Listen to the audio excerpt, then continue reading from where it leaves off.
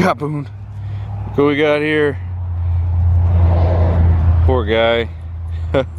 He's out and about, making him do some exercise. Today's video, I filmed like 3 videos yesterday. Hauling machines around, and then I had some exhaust issues. Quite literally, the truck hit a pothole and it tried to re-delete itself. Go figure, but a welder was involved. I might show you that video later, but today's video is going to be towing out the lamb track. And if you saw me pull out the Prime Tech out of that sketchy dirt road, it's going to be the same type of thing, except for I gave that steep hill a run for it. Being that the machine weighs 6,000 pounds lighter than that one right there, I figured we'll make it. I made it up with that machine before, but yeah, put the thing in the ditch a little bit, and it's pretty much the sketchiest situation I've experienced so far. But you'll see the video, be warned, there is a little bit of cussing. I'll try to bleep it, but it was a high tense situation, and I had my foot in it to win it. So I'll go ahead and cut to that, and then I'll catch back up with you guys after the excitement of yesterday.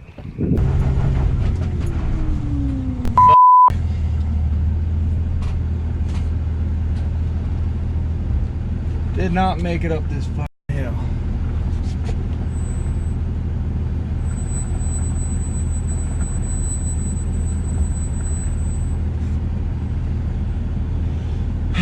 And then I had somebody trying to follow me up this bastard.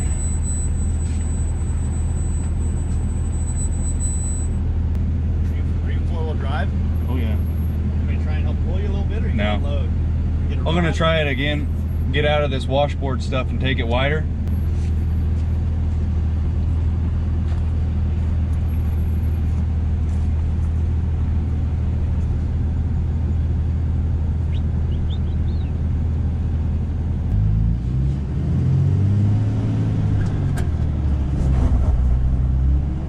Am I in 4-wheel drive? Oh yeah, brother, what am I doing?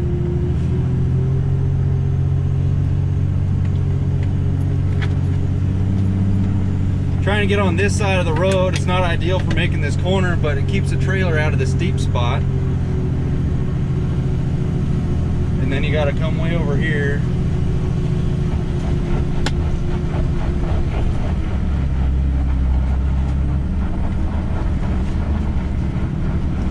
Okay, I gotta pause it right here because it's very hard to tell in this frame shot, but that trailer is tilted uncomfortably far, plus the bank of the corner, trailer being in the ditch.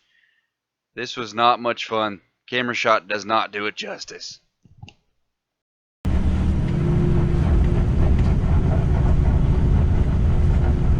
Bastard's in the ditch. Holy crap. I freaking hate this road. Oh, making it though. If I had the trailer or the camera out there so you guys can see that. Heart rate is very high right now. That ditch is like 8 inches deep. Both duals are in it, and then there's a knob sticking out of dirt, and I hit that bastard. It was enough to slow the truck down and pull it sideways. So when we got to come back out here to finish the other side, I'm not going to come back out here again after this. Like after we finish that other side, just absolutely not worth it.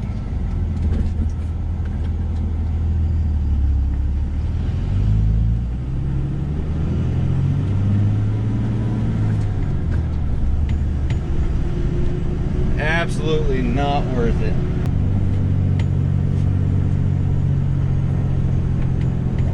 Made it up that hill, so that's good. Always fun when you're going up a steep hill and somebody's tailgating you.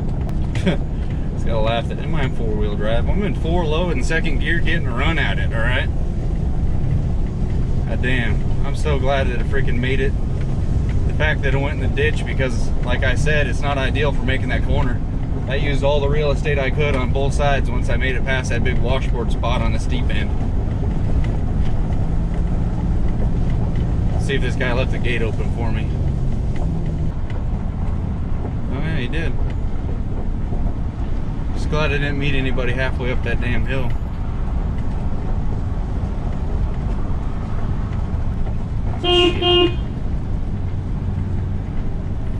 This road is just garbage.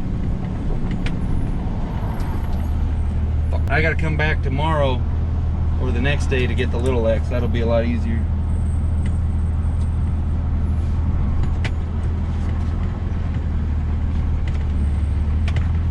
I ain't gonna give my car to anybody on this road. I'm not coming back unless we track something all the way in.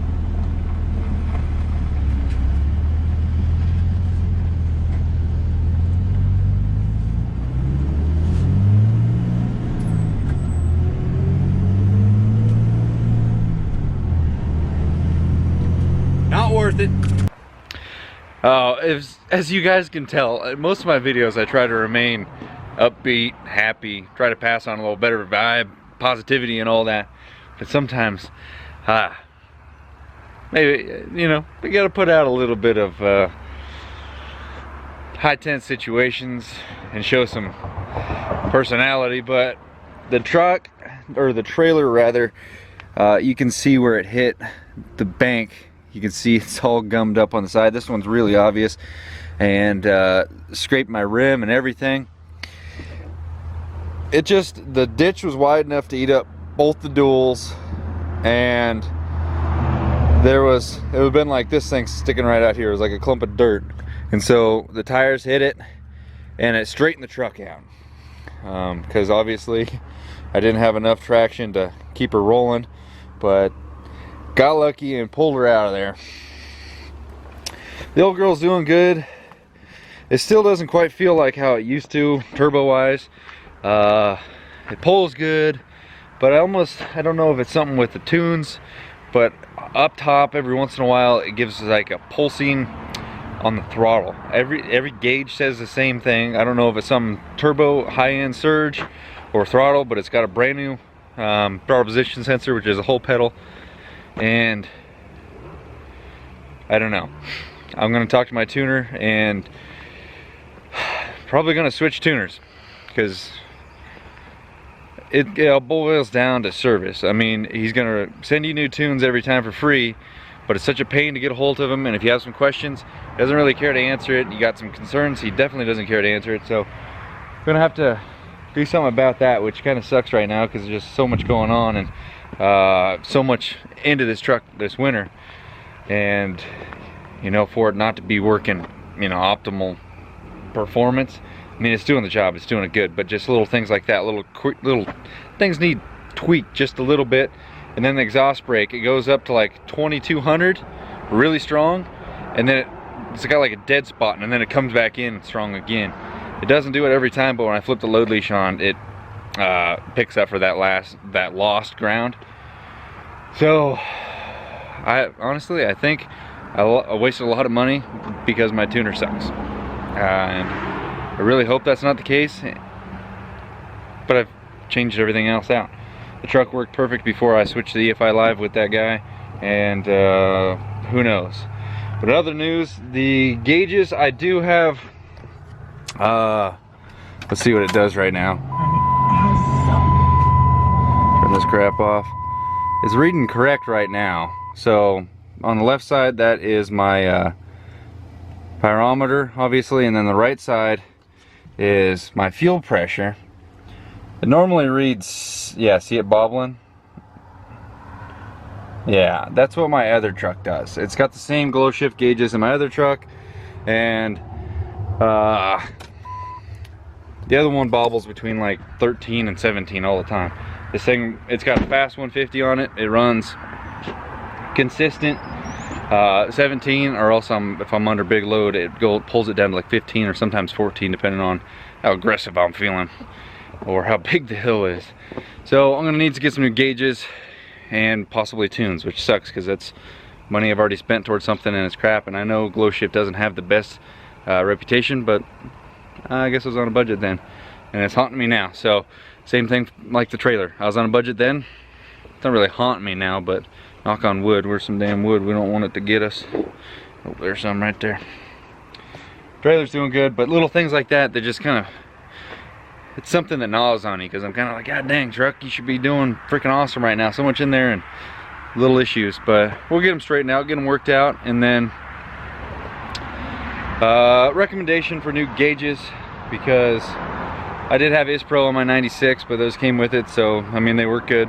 Probably just go back with those, unless you guys have another recommendation or something you'd like to see me try for.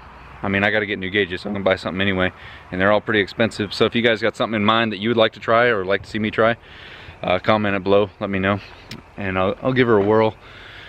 But shoot, yeah, anyway, yesterday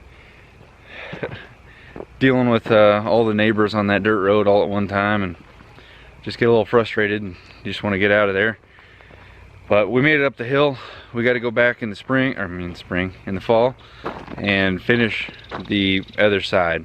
But until then, I'm glad not to be going back to that. We had a new job today and it was fun, but I have to go back out there tomorrow and get the little excavator. I'm gonna take the 04 for that and the little yellow trailer.